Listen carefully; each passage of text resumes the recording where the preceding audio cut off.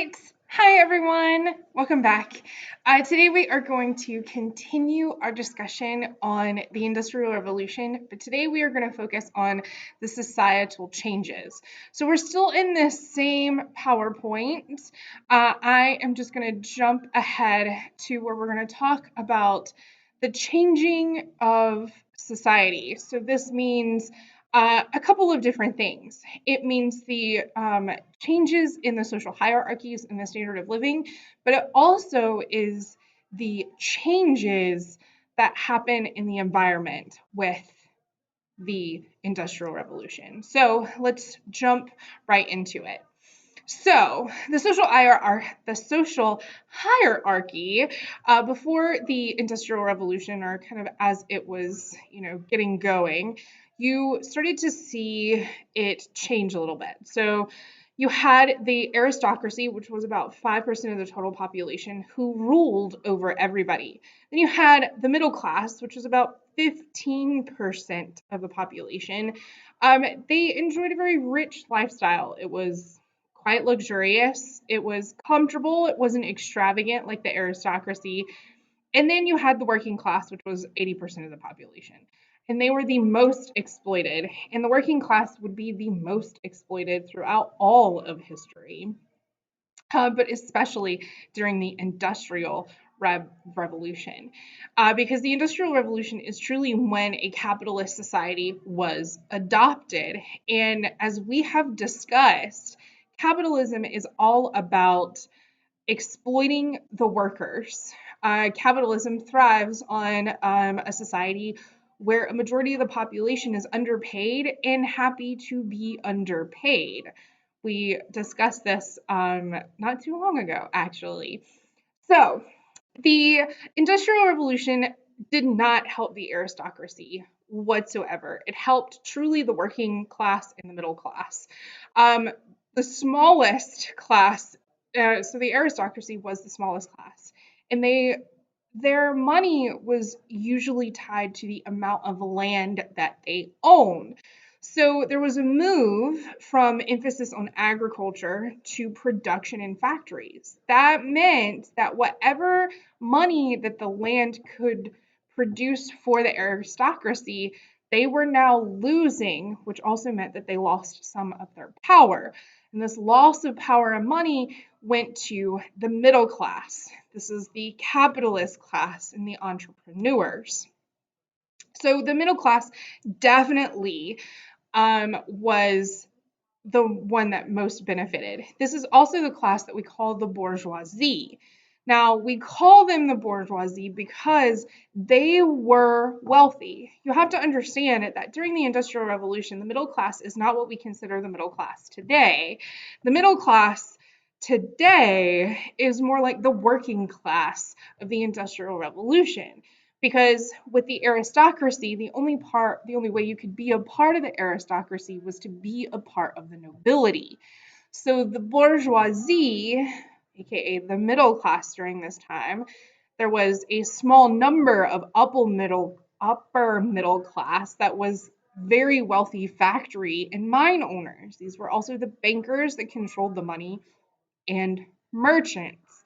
So think of these wealthy factory and mine owners like the equivalent of Jeff Bezos and Elon Musk. The owner of McDonald's, the owner of Walmart, Disney World, the Disney family, right? This is what would have been the upper middle class in the Industrial Revolution. They were able to use their business success to compete with the aristocracy. And the more numerous in the middle class were actually the doctors and lawyers and engineers, teachers. And we are middle class today, but we struggle to be a part of the middle class today. Journalists, scientists, and other professionals. So the middle class, there was this belief that the misery of the poorer class was voluntary and self-imposed. And this resulted in idleness, thriftlessness, intemperance, and misconduct. So the middle class was definitely the class that valued being thrifty, so being frugal, not spending all of your money, and hard work. They were the class that valued morality and cleanliness. There was also this respectability. So when you watch shows or watch movies that look back on this time period, there was a particular way that the middle class dressed.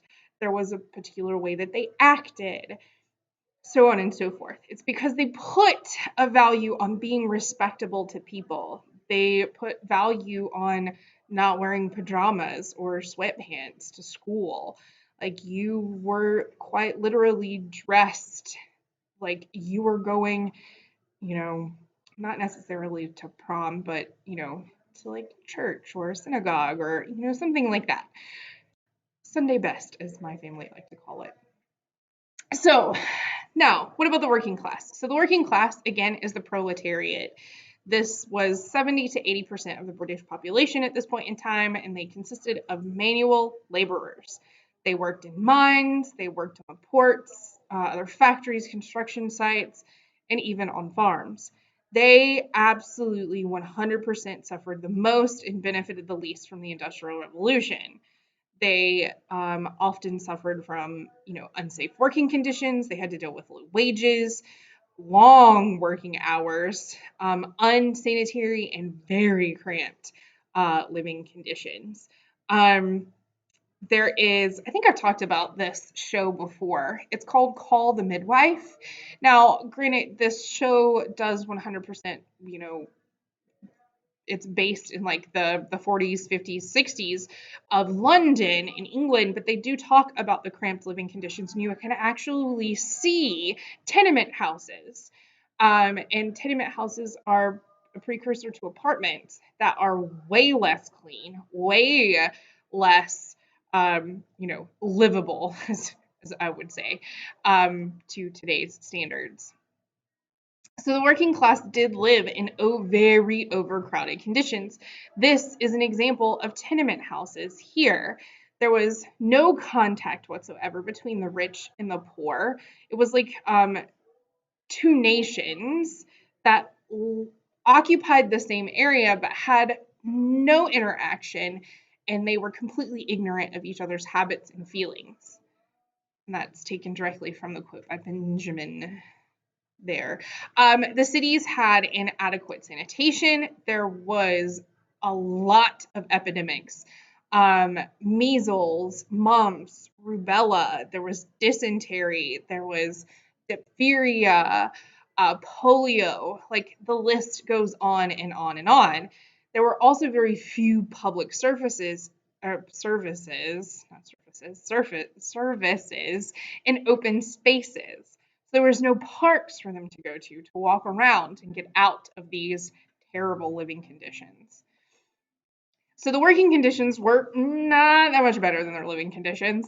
For workers, the industrial life was a story of desert, which they had to make habitable their own efforts. So basically, that meant that they just had to find a way to deal with the life that they were living, because they definitely had to deal with long work hours.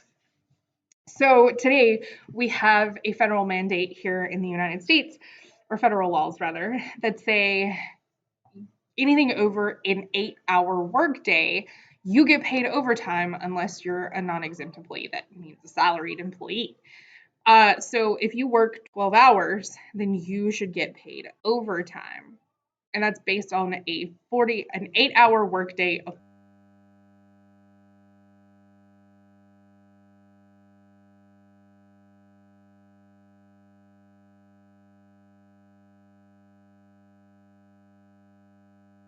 40-hour work week. Back then, they were working like 80 hours. They would work like 16, 20 hours a day, and they would make pennies. They definitely had to deal with low wages.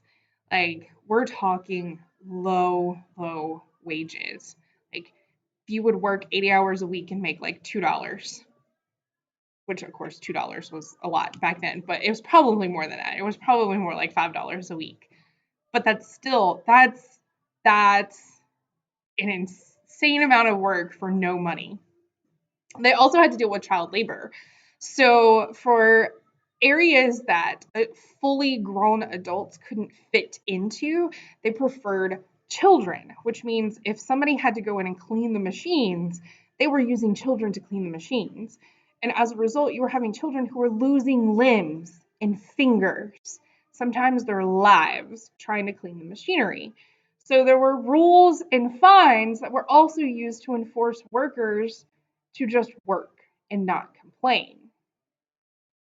You see, there's a lot of problems with this. So this led to a need for unions and workers' rights and voting rights, and there was social unrest. There was the struggle now between capitalism, socialism, and communism. And the two that would really come to a head during the Industrial Revolution and thereafter would really be capitalism and communism. As we've talked, capitalism and communism are on opposite ends of the spectrum when it comes to ideology and what's right and what's wrong and how to, manage life. What is the best economic system? And we'll talk about that a little bit later. So, what about women? So, pretty much everything that we've talked about up until now has been workers' rights, and most of the workers during this time were men. But you were also starting to see more and more women enter factories. So, women that were a part of the middle class were oftentimes just homemakers. They were wives, they were mothers. Their duty was to stay home, manage the household, and take care of the children. They were charged with creating an emotional haven for their men. I have to remind myself that this is a different time period than what we are used to. Because I'm sorry, ladies, you are not an emotional safe haven for a man. If he cannot take care of it himself, then you don't need him in your life. Just throwing that out there.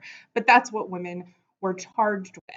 They had to create an emotional safe haven for their men. They were the moral center of the family. They were educators of respectability. And they had this ideology of domesticity. That meant that they were the masters of how to cook and how to clean and how to sew and how to knit and, basically how to manage the house. They were not able to work for a profit.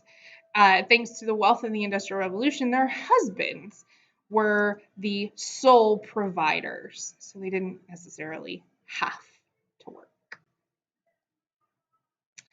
Now, European women in the middle class, this is taken from Lord Tennyson's The Princess. Man for the field and woman for the health. Man for the sword and for the needle, she. Man with the head and woman with the heart. Man to command and women to obey. All else confusion. Now, that basically said that men were the ones going to work. Men were the protectors. Men were the head of the household. They were logical. They were in command. The women were meant to be at home. She was meant to mend and sew. She was meant to be the heart of the family, and she was meant to obey the man. Anything outside of that would create chaos and confusion. Fortunately enough, the Industrial Revolution would end up changing the lives of many working class women. So, it would end up changing women's role, period.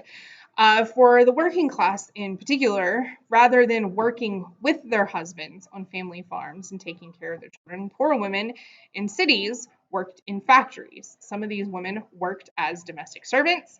Factory jobs for women required long hours away from their children, and that could leave women crippled, sick, or deformed. And women were also paid half or a third of a man's salary. I mean, it's not the greatest today either. So these are the difference between payment for different services and different types of jobs between men and women. Take a look at this. What do you notice?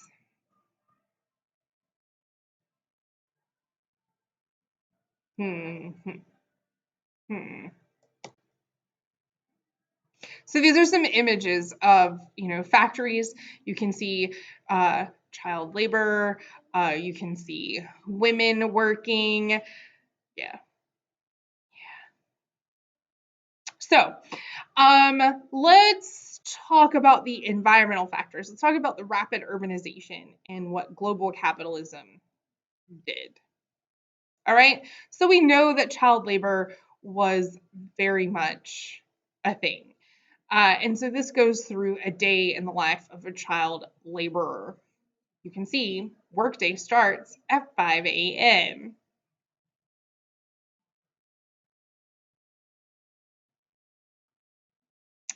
And his day ended at 9 p.m.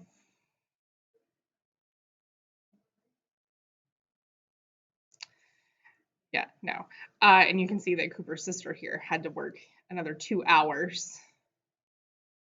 Yeah. Uh, uh. Um,